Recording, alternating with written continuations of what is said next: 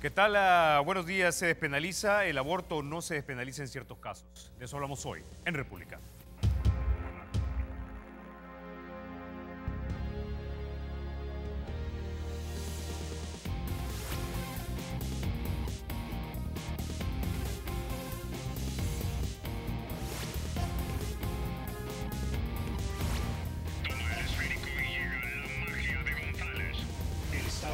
Será siempre libre e independiente y no será jamás el patrimonio de ninguna familia ni persona.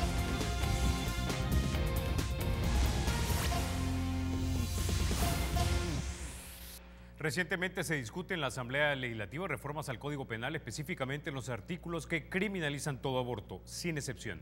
Hay que mencionar que eso es así desde 1998, cuando se reformó la ley. La ley antes de esto, en nuestra república, hacía 3 excepciones: peligro a la vida de la madre, malformaciones congénitas que impidieran la vida del nasciturus o no nacido y por violación o incesto.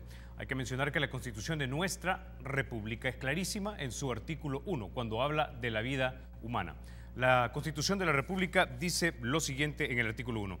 El Salvador reconoce a la persona humana como el origen y el fin de la actividad del Estado, que está organizado para la consecución de la justicia, de la seguridad jurídica y del bien común. Asimismo, reconoce como persona humana a todo ser humano desde el instante de la concepción. Ahora, esta es la ley suprema de nuestra tierra, pero no es aceptada unánimemente. Hay algunas personas que creen que debe haber excepciones, como las que había antes de 1998, cuando se reformó la ley. El debate en torno a este tema debería ser robusto, pero desprovisto también de polarización emocional e inyectado de mucho intelecto. La razón detrás de esto es que la excesiva carga de emocionalidad tiende a degenerar debate de las ideas y se acaba atacando el carácter de las personas y no buscando argumentos con premisas internas sólidas que permitan persuadir a los no convencidos de un lado o del otro. Para hablar de este tema ya se encuentran con nosotros en República y como siempre es un verdadero placer tenerla aquí, Julia Regina de Cardenal. Ella es la presidenta de la Fundación Sí a la Vida. También nos acompaña el doctor Rafael Barahona, él es ginecólogo de nuestro país. Bienvenidos a República. Muchas gracias por la invitación. Bueno, antes de iniciar, Julia Regina, quiero que pongamos en pantalla un pequeño sondeo no científico que hemos hecho sobre este tema. Preguntamos a nuestros amigos que siempre nos siguen en el Twitter lo siguiente: amigos, ¿debe ser despenalizado el aborto en caso de peligro de muerte comprobado para la madre o por violación o incesto? Hasta el momento habían contestado 1.738 personas, intuimos, o por lo menos hay 1.738 votos. El sí dice es un 43%, el no es un 51% y el no sé es un 5%. Julia Regina.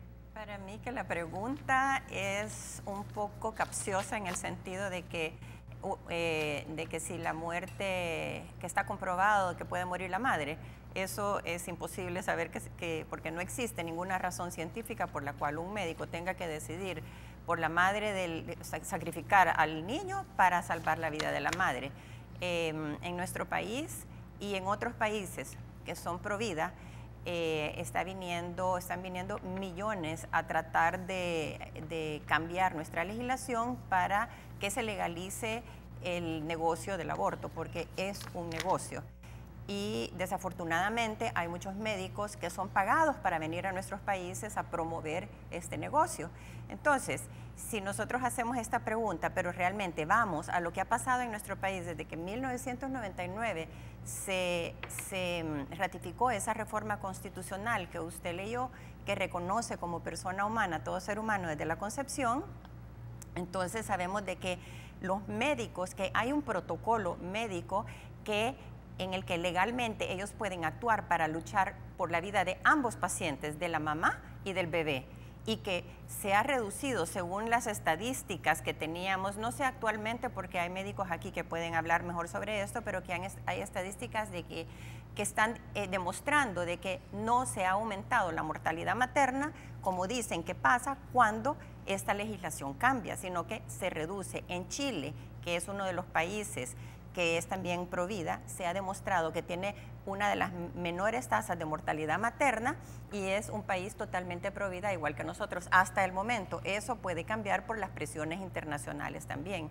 Entonces, se juega y se manipula las estadísticas y se juega con el sentimiento de las personas. Por supuesto que si a mí me preguntan, mire, si va a morir la madre y está comprobado que va a morir, yo me encuentro en un dilema de que pues nadie quiere que la mamá se muera. Y si tiene hijos y por un bebé se van a quedar sin mamá los otros, pues por supuesto que eso me choca y me cuestiona.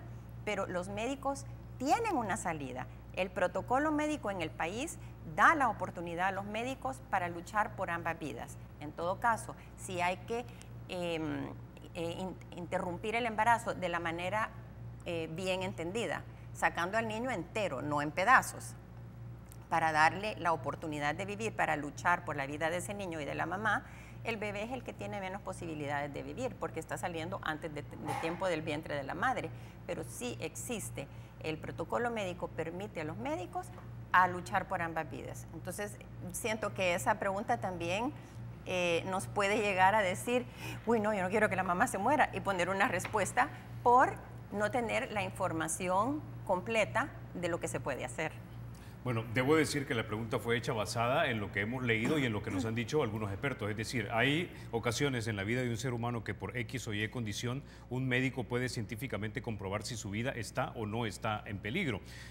La pregunta la hicimos basada en parte en algunas de las afirmaciones que nos hicieron el jueves anterior, tres médicos ginecólogos que están a favor del aborto terapéutico y a favor de algunas excepciones. Uno de ellos, por ejemplo, dice cuando la vida de la madre está en peligro, y ellos ponían un ejemplo muy específico y era el del embarazo ectópico, doctor Barahona. Ellos dicen que básicamente el no nacido, el bebé que aún no ha visto la luz, está incrustado, digamos, en las trompas de falopios, y que al poder crecer, digamos, puede romper las trompas de falopio y hay una hemorragia tan grande como si te hubiesen básicamente pegado un tiro con una pistola, y eso pone en peligro no solo la vida de la madre, sino también la del mismo niño. Doctor. Bien, hemos visto en la experiencia situaciones como esa, situaciones tan frecuentes como el embarazo ectópico en las trompas de falopio de la madre, como embarazos fuera de las trompas, que se llaman embarazos abdominales, que son muy raros y que han llegado prácticamente hasta edades de término. En cuanto al embarazo ectópico, hay que recalcar en principio que es un embarazo que está fuera de la matriz, no está dentro de la matriz. Y en el concepto de aborto que se está manejando y que se ha manejado toda la vida, el término aborto se refiere ya sea en forma espontánea o en una interrupción disque terapéutica, se refiere a embarazos que están adentro de la matriz. Prácticamente esto es un tecnicismo, no es una realidad, porque cuando se habla de un término de aborto, el término aborto lleva exclusivamente a embarazos que están adentro de la matriz. Entonces, traer como ejemplo un embarazo ectópico es prácticamente un tema que nos aleja del aborto, que sí tiene sus consecuencias, sí, por supuesto, que hay maneras como manejarlo, sí, por supuesto, sabiéndolo detectar a tiempo. Hay embarazos ectópicos que tienen diferentes rutas. Unos mueren adentro de las trompas de falopio porque no es el lugar adecuado para formarse. Entonces, no se hace absolutamente nada, ahí terminó el asunto.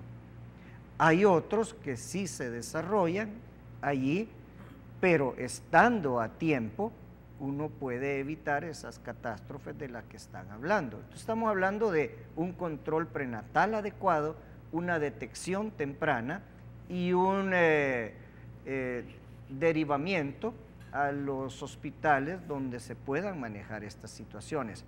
Pero el punto no es tanto cómo manejar el embarazo ectópico, sino es el término que se ha traído a cuenta para querer justificar un acto en el cual no está contemplado, porque el embarazo ectópico no funciona como un aborto. El aborto, venga de donde venga, viene de una concepción adentro del útero o de la matriz.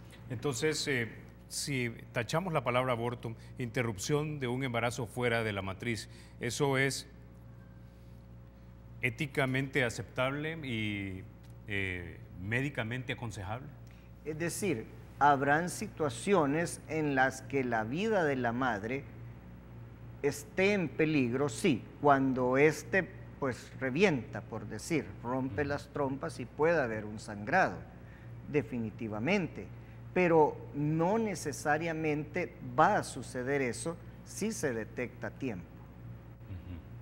Ok, hablemos ahora entonces de las malformaciones congénitas. Recuerdo haber escuchado, no, más bien haber leído e informado hace unos 3 años acerca del caso de una muchacha, una joven aquí en El Salvador, que tenía una enfermedad crónica cuyo estado la ponía en peligro de perder la vida, además por estar embarazada, y aparentemente el bebé no nacido no tenía viabilidad fuera de su vientre más allá de los minutos o las horas por no poseer cerebro. En casos como este, que son, digamos, un poco más extremos y quizás son a los que muchos de los que proponen estas reformas a la ley se están refiriendo, ¿no debería haber espacio para determinar específicamente, de acuerdo al caso y de acuerdo a eso, entonces determinar si se puede o no se puede ejecutar un aborto, que en este caso sí sería terapéutica, de acuerdo a algunos, a los que están a favor?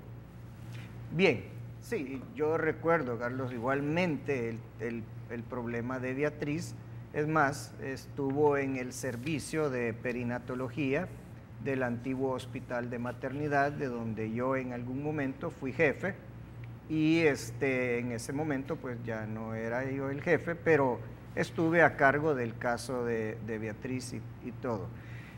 El problema es que se hizo un tanto novelesco, se transgiversaron muchas informaciones y estoy de acuerdo con lo que Julia Regina dice, así como la pregunta de repente puede ser un tanto no equilibrada, pues igual fue el caso. Así como usted me lo plantea, pues surgen muchas dudas para los espectadores, para las personas que lo leen en el periódico y dicen, ¿cómo es posible que suceda eso? Pero fueron un montón de situaciones que no se dan regularmente y que fueron principalmente transgiversadas. El caso de Beatriz es un caso emblemático y me gusta traerlo a cuenta porque ese puede ser el ejemplo para todos los demás. Es una joven madre, había pasado por un embarazo el anterior, de mucho riesgo. Ese sí era de riesgo, estuvo a punto de morirse por la enfermedad crónica que tenía, un lupus que incluso había afectado sus riñones y le generó una preeclampsia grave. Ahí tiene a su niño, ahí está, es el niño por el cual ella abogaba. Cuando vino el segundo embarazo, que efectivamente sabíamos desde el principio que era un niño anencéfalo, que no tenía expectativa de vida, la decisión de Beatriz en ese momentito sentimental fue por su hijo anterior que tanto le había costado y decir, voy a morir, lo voy a dejar, y este hijo al cual ella también cuando salió embarazada igualmente sentía alegría hasta que supo pues del problemita que vino. Se sobredimensionó porque alguien dijo que ella iba a morir por este embarazo, cosa que no es cierto, ni murió, logró llevarlo hasta una etapa en que se le efectuó una cesárea, sí, se le dio al niño los cuidados que se le daban a cualquier niño recién nacido a sabiendas de que iba a morir. Como dice Julia Regina, se le atendió de acuerdo al protocolo con el equipo médico que está a cargo en el hospital. Habían nefrólogos, habían internistas, cardiólogos, neonatólogos, intensivistas, reumatólogos no, porque no contamos, pero sí con el Hospital Rosales que lo tiene. O sea que ella estuvo todo el tiempo cuidada en buenas condiciones. ¿Murió por el embarazo? Ni cerca. ¿Continuó el embarazo? Continuó. ¿Se controló su enfermedad? Se controló. Logramos llevarlo hasta una edad en que se puede permitir que nazca cualquier niño prematuramente que tiene gran expectativa de vida, sí, Ahora, pero ¿es él el no caso lo de ella tenía. típico? Es decir, típico en el sentido de que de 100 casos de mujeres que se den en ese punto, o con esas condiciones, o otras condiciones que puedan poner en peligro la vida de la paciente, ¿es típico que la mujer sobreviva? ¿Cuáles son los porcentajes Sí. entre sobrevivencia y muerte? Es decir, no le puedo hablar de porcentajes porque eso pues está a cargo de otras estancias hospitalarias, pero lo que sí le puedo decir es que en el área donde yo trabajo, que es la que se encarga de estos embarazos de alto riesgo, la mortalidad que pueda haber en el hospital no proviene de los casos de alto riesgo. Sí, claro que se dan situaciones, pero no son la mayoría. ¿Por qué? Porque tienen un control, porque son detectadas a tiempo, porque ya tienen las enfermedades desde hace tiempos y las formas como referirlas según los niveles de atención de salud funcionan. Las que no logran y no son controladas, pues es diferente. Pero allí es otra cosa, ¿me entiende? El caso de Beatriz es un caso emblemático que, si iba a morir por la enfermedad, no murió y el embarazo continuó. Que Pero murió el ese es recién punto. nacido. ¿En el caso de ella es un caso típico Es un caso de sobrevivir? No, es un caso atípico porque se juntó la parte de una enfermedad crónica con una enfermedad fetal por aparte. Bien, hipotéticamente hablando, ¿y si el hijo de Beatriz no hubiera sido un anencéfalo? Ella no lo hubiera querido jamás perder, aún a sabiendas del otro que tenía. Y si este niño no hubiera tenido una malformación que todos sabíamos que iba a fallecer, cambia toda la perspectiva, ¿me entiende? Es decir, separémoslos ahora. ¿Qué es lo importante? Es la malformación fetal. Separémoslos en el sentido que, ¿y qué tal si tenemos un anencéfalo, pero la madre está sana? Lo atípico es haber juntado toda la situación.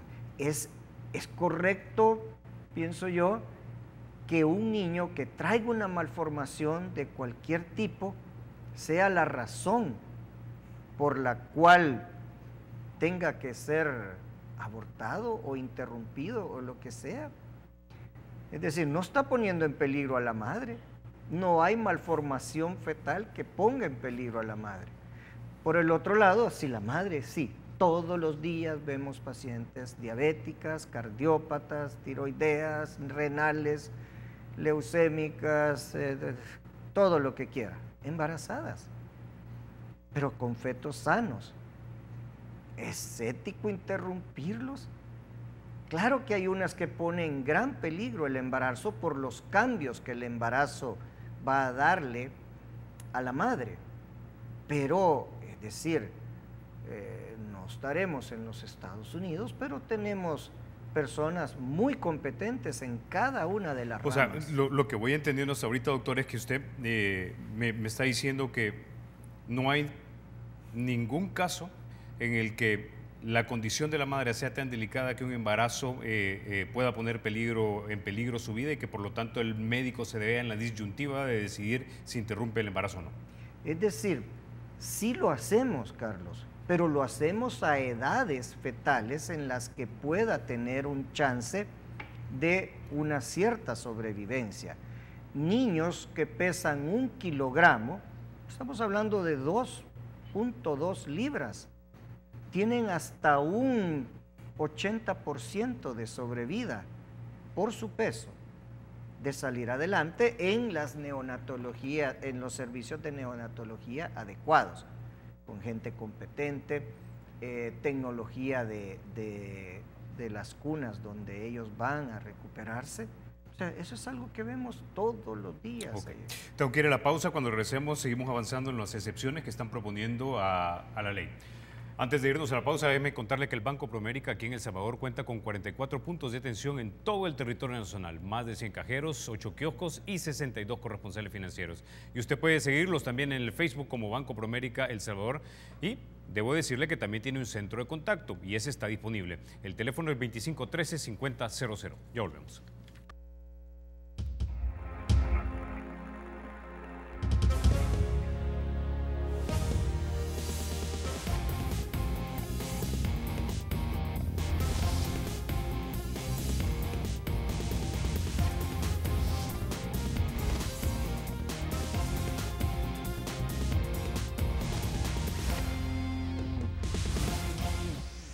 Gracias por continuar con República. Antes de continuar con nuestros invitados aquí en el set, quiero que vayamos vía telefónica con la doctora Ligia Altamirano. Ella es doctora en ginecología y también es obstetra.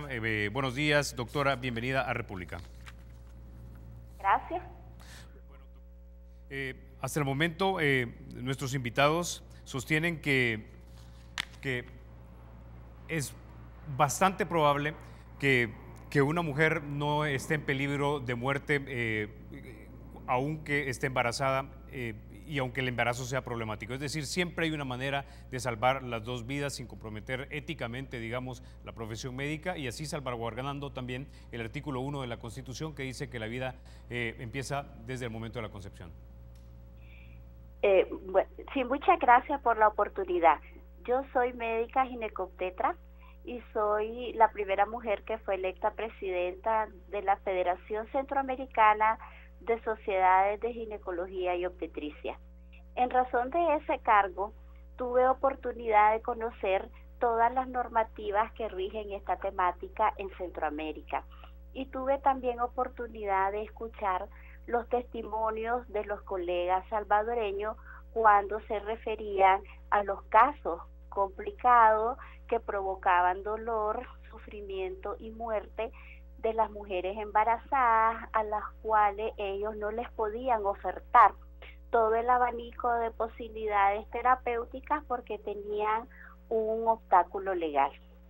Esto también produce en los colegas salvadoreños unas situaciones también de dolor y de mucho sufrimiento al perder a sus pacientes y acompañarlas en situaciones tan difíciles en donde ellos no pueden aplicar todos los conocimientos, toda su experiencia y toda su sapiencia, porque llega un momento en que ya cuando han aplicado todas las terapéuticas ya no hay nada más que hacer porque la ley lo impide.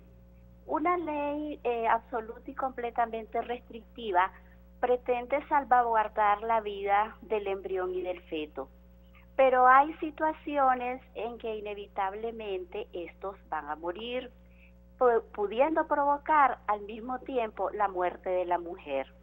Uno de los casos más típicos y los ejemplos más tradicional, pero que es único para el caso de El Salvador, es que los colegas salvadoreños no pueden interrumpir, por ejemplo, un embarazo ectópico, sino que tienen que esperar hasta que el embarazo ectópico se rompa, y esto pone en un serio riesgo y real de muerte por el sangrado masivo que se da en estos casos a la mujer.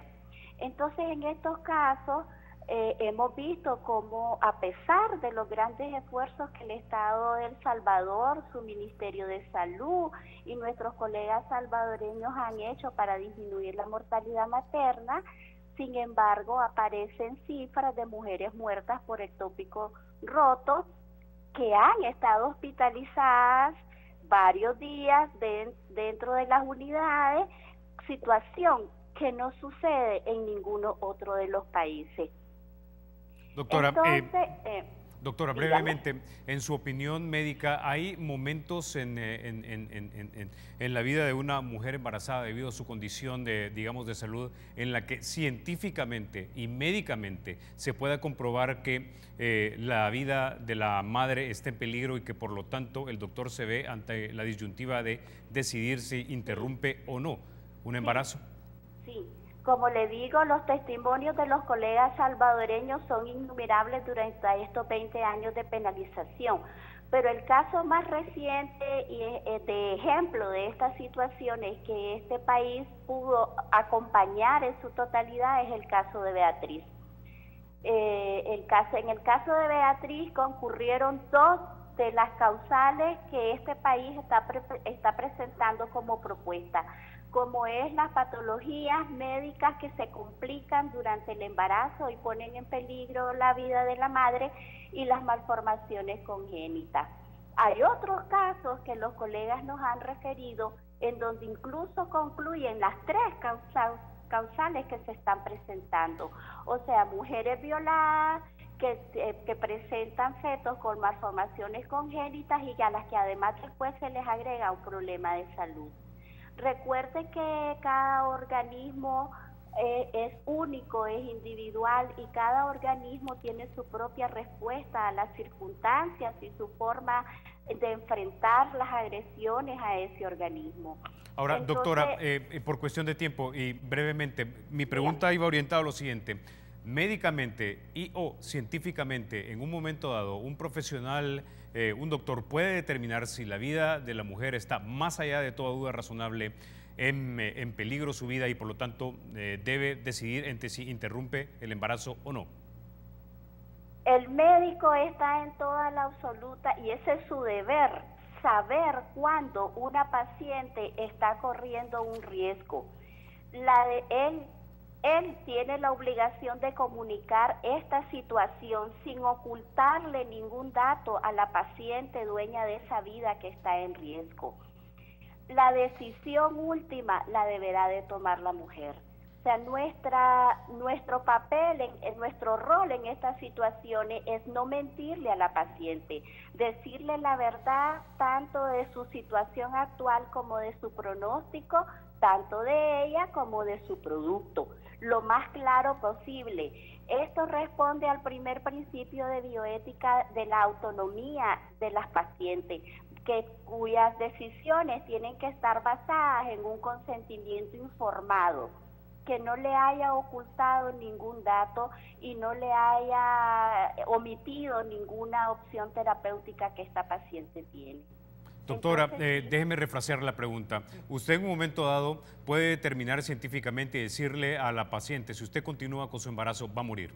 Es nuestra obligación saber eso. Para eso hemos estudiado más de 25 años, para saber interpretar los signos, los síntomas y los datos de laboratorio y de gabinete que nos hacen llegar a la conclusión: esta paciente va rumbo a un riesgo inminente.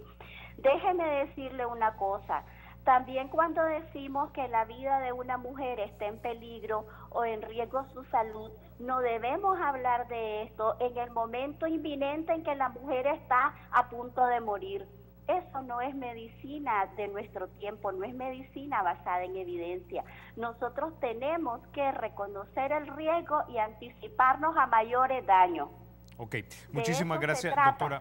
Muchísimas gracias por haber estado con nosotros aquí en República. Vamos a llamarla porque este tema definitivamente no se agota acá. Muchísimas gracias. Gracias, muy amable. Bueno, también ya se une a nosotros la doctora Mirna Pérez Carvajal. Ella es pediatra intensivista, también experta en bioética. Doctora, quiero sacar acá una sentencia, o es una sentencia de una sala de lo constitucional que no es nuestra sala de lo constitucional. Sin embargo, me pareció bastante ilustrativo en vista de que estamos abordando ese tema lo más rigurosamente posible de varios ámbitos, incluyendo el legal. Quiero que pongamos en pantalla lo que dijo la sala de lo constitucional o el Tribunal Constitucional de Colombia cuando se trataba precisamente de estos temas de excepciones tan complicados. Dice lo siguiente: es jurisprudencia reiterada de esta corporación que los derechos fundamentales, los principios y los valores constitucionales no son ilimitados y tienen un carácter absoluto. En esa medida, tanto el derecho a la vida como la protección de la vida del nasciturus deben ser ponderados con los restantes derechos y bienes constitucionalmente protegidos. Y como resultado de la ponderación puede resultar que en ciertos casos la protección del bien jurídico de la vida en cabeza del nasciturus, es decir, la madre, puede suponer cargas desproporcionadas para el derecho a la vida, a la igualdad y a la salud de la mujer gestante. Doctora. Buenas tardes. Pues tampoco soy abogada para hacerle un abordaje desde ese punto de vista. Yo se lo voy a hacer como médica pediatra, ¿verdad?, de 25 años, de trabajar en cuidados intensivos y de ver muchos niños que se están abordando, y le voy a empezar con eso porque para finalizar con su pregunta, uno de los puntos trascendentales que se están tocando acá es terminar con la vida de un niño si trae malformaciones congénitas porque le pone en peligro la vida a la madre, ¿verdad? Eso así se ha planteado, así lo hemos entendido médicos y no médicos, porque déjeme decirle que hay conceptos que definitivamente uno tiene que estar en el ámbito como para manejarlos más, pero para hacerlos sencillos. El doctor ya contestó esa parte y yo lo ha hecho de una manera tan sencilla que lo entendemos todos. Hay enfermedades dentro del niño, como se llaman malformaciones congénitas, que nunca van a poner en peligro la vida de la madre porque no tienen correlación una con la otra. Llámese cardiopatías congénitas, nefropatías congénitas, enfermedades del tubo neural, hidrocefalias, microcefalias, anencefalias, enfermedades como esas. Y hay otras enfermedades que la madre tiene, por ejemplo, diabetes, enfermedades de tiroides, cáncer, que sí pueden poner en peligro la vida del bebé que está gestando en ese momento, y hay una situación en la cual el doctor comentaba, se debe de sacar al bebé porque los dos están en peligro, los dos están en riesgo. Es un dilema bioético. Los médicos que trabajamos en instituciones que nosotros llamamos de tercer nivel, el tercer nivel se interpreta como un área donde usted recibe las personas que tienen más compleja la salud en ese momento, ¿verdad? Todos los días tenemos dilemas bioéticos. Esto que se está comentando ahorita no es nuevo y no es un dilema tan severo como los que vivimos diariamente. Y no solo con uno, con dos. Tenemos dilemas, por ejemplo, en el terremoto se soterró una escuela completa y teníamos 75 niños que teníamos que salvarles la vida. Y todos ejercemos en el área donde estamos ese tipo de triage o de saber qué va a hacer. Eso no nos lo da la legislación, no nos lo da una ley del Estado, eso nos lo da nuestra profesión. Y nuestra profesión nos enseña a trabajar con ética, ¿verdad? Y con un principio que es, lo primero, no hacerle daño a nadie. Y para no hacerle daño a nadie, yo tengo que tener capacidad, experticia, experiencia, porque estos casos de dilemas se los presentan a veces a personas o a profesionales que lastimosamente no tienen la capacidad de decisión en ese momento. Una persona que llega con un shock hemorrágico y no sabe, o llega a un shock y no sabe ni siquiera que está embarazada, la meten a un quirófano y la abordan, el cirujano se da cuenta en el momento que está dentro de cirugía que ha sido un embarazo ectópico, ni siquiera tenía diagnóstico de eso. El médico hace lo que tiene que hacer, o sea, no anda preguntándole a un abogado si le da permiso de hacer eso. O sea, son casos de dilemas en los cuales nosotros, en realidad no hay dilema. Un niño anencéfalo, el médico, si ya lo detectó, ya sabe, en ningún momento en la literatura, y nosotros como médicos que abordamos eso, vamos a saber que la madre está en riesgo porque el niño está anencéfalo, o porque está hidrocéfalo, o porque está microcéfalo. Yo lo que voy a hacer, ¿verdad?, es tratar de darle las recomendaciones a esa madre lo mejor posible desde mi punto de vista ético para que ella lo aborde como bien dice, con la verdad, dijo la doctora. No hay que mentirles, es que no hay que mentirles, las mamás tienen que saber la realidad, pero la verdad. Yo no le puedo ir a mentir al pueblo, ni le puedo mentir a la madre diciéndole que porque el niño tiene una anencefalia corre el riesgo de morir la madre. El doctor ya lo dijo bien claro, eso no existe. Eso se pueden reír de nosotros en otros lugares si estamos diciendo eso. Eso no existe. Ni microcéfalo, ni anencéfalo, ni hidrocéfalo, en ninguna cefalia. Entonces, las enfermedades del tubo neural, lo que nos debe a nosotros, en realidad, hacer justicia es ver cómo las prevenimos, porque se pueden prevenir. En Estados Unidos solo dándole ácido fólico han prevenido y han bajado ese porcentaje. Eso es lo que nos compete a nosotros dentro de la medicina. No mentirles. Yo no le puedo decir a la madre, mire, usted se va a morir porque el niño está anencéfalo. Y el otro, bueno, eso es de ese punto de vista. Tampoco le puedo ir a mentir a una mamá porque yo recientemente, el día de ayer, leí una lista de enfermedades o malformaciones congénitas que dicen que son incompatibles con la vida. Entonces, mire, ese concepto de incompatibilidad con la vida uno debe ser un poquito tener un poco de verdad, de no lanzarlo hacia porque usted le dice incompatible. Si yo voy a Australia y van a decir, y usted viene de El Salvador, ahí es incompatibilidad con la vida, si se mueren cuántos en el año, es incompatible con la vida vivir en áreas como esta. Entonces a mí me ponen cardiopatías congénitas, que son anomalías congénitas del corazón, nefropatías, riñones en herraduras, no nace un riñón con quistes, nace una vejiga tapada y el riñón se pone con el orín retenido adentro. Luego las enfermedades del tubo neural, luego ahora, las enfermedades de columna. Por cuestión de tiempo, nada más por claridad, porque los médicos de IPA el jueves anterior decían que incompatibilidad de la vida era básicamente que el bebé no podía sobrevivir más allá de los minutos ni un par de horas. Vale, entonces yo le digo, todo eso que yo le estoy mencionando está dentro de sus cánones de incompatibilidad con la vida. Yo en 25 años, en la Fundación Sana Mi Corazón, que nos ayuda a nosotros, se han corregido 1.672 niños con cardiopatías congénitas, felizmente en el hospital de diagnóstico, unido con el hospital Bloom. Solo ellos, súmele a eso las cardiopatías que corrigen nuestros cirujanos cardiovasculares que hay. Es un grupo que estamos intensivistas, enfermeras, cirujanos cardiovasculares del Rosales, del Bloom, unos se han graduado en el extranjero, muchos de ellos, y que tienen una mortalidad ahora muy baja semejante. Grupos de Boston viniendo a operarnos niños acá. Esta semana pasada vino el grupo de Boston de hacer cirugía de tráquea, de anomalías de la tráquea. Ahí están los niños sobrevividos. Okay. Doctora, tengo que interrumpirla porque tengo que ir a la pausa, pero regresamos con la última palabra de Julia Regina. Ya volvemos.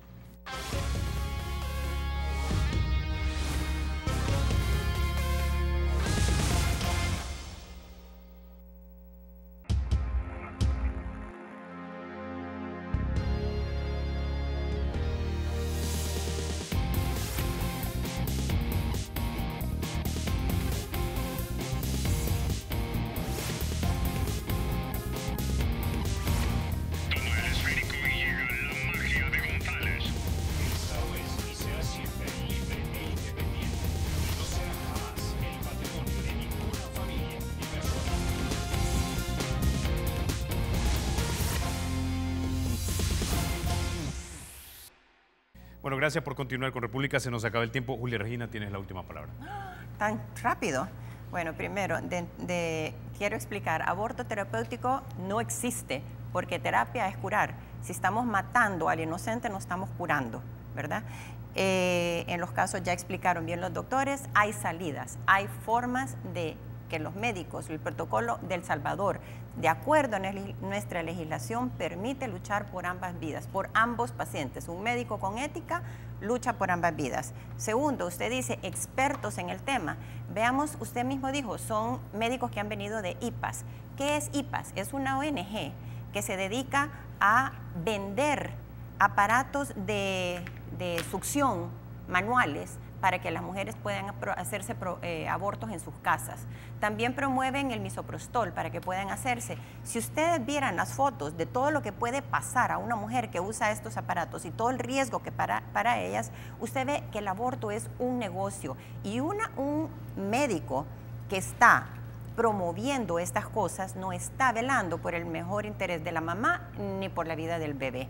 A Beatriz claramente se le engañó. Ya dijo el doctor que hubo grupos que se le dijo que su vida estaba en peligro. Yo tuve la oportunidad de hablar con ella y me dijo, yo no me quiero morir y a mí me han dicho que me voy a morir si no me sacan este niño. Sacar al niño, como se ha expresado en algunas cosas, un médico puede sacarlo, adelantar el parto, pero como dije antes, entero el niño, dándole la oportunidad, luchando por la vida de ese niño, no en pedazos. Y cuando hablamos de incompatibilidad con la vida. Eso. Estamos hablando de que entonces también vamos a legalizar la eutanasia, porque hay un enfermo terminal y entonces mejor adelantémosle para que lo vamos a tener ahí muriéndose. Adelantémosle la muerte, matémoslo. ¿Quiénes somos nosotros para decidir sobre la vida de los demás? Yo quiero aprovechar esta oportunidad para hacerle un pedido a los médicos que han venido a El Salvador a promover el aborto y que lo andan promoviendo en todos lados. Yo primero hago una pregunta. Un médico los que están aquí viven de sus consultas. Les costó traerlos porque están ocupados, porque tienen que atender a sus pacientes. Los médicos que han venido ya tienen, ¿qué? ¿Una semana? ¿Cuántos días de estar aquí? Y así andan en todo el mundo. Averiguamos en otros países de donde vienen algunos de ellos y dicen que se dedican a promover el aborto en sus países. Yo quiero hacerles un llamado a estos médicos. La medicina es una profesión noble que está hecha para curar enfermedades, quitar dolores, salvar vidas. No matar al niño por nacer, al más vulnerable, al inocente, al indefenso. Ellos deben, la ética médica es luchar por la vida de todos. El aborto es una barbarie de nuestro tiempo. Es legal en unos países, pero por engaños como esto, que se dice que si la vida de la madre corre peligro. Aquí ya lo demostramos, El Salvador es pro vida y por eso está bajo ataque, porque el aborto es un negocio. Y se sabe que en otros países se han comprado diputados y gente que decide el aborto para que se legalice. Hablemos con la verdad. Esta doctora que usted llamó, yo le hago un llamado a ella. Hablemos con la verdad. Ella dijo hablar con la verdad. Eso es lo que tenemos que hacer. Regina, se nos acaba el tiempo. No tengo más tiempo, desafortunadamente. Yo sé que este tema es muy polémico, muy intenso y es muy importante. Hay que defender la vida, eso lo sabemos, ¿no? Vamos a volver a invitarlos, pero vamos a invitar las dos posiciones contrapuestas para que puedan entonces argumentar y contraargumentar en esta mesa de República. No me resta más que agradecerles, Julia Regina, doctores, por haber estado esta mañana aquí en República. Muchas gracias, Carlos. Ustedes, amigos, se quedan con la emisión matutina de Teleprensa.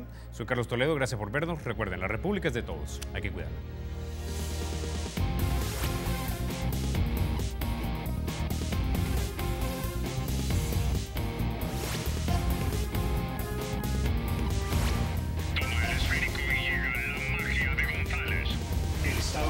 Será siempre libre e independiente y no será jamás el patrimonio de ninguna familia ni persona.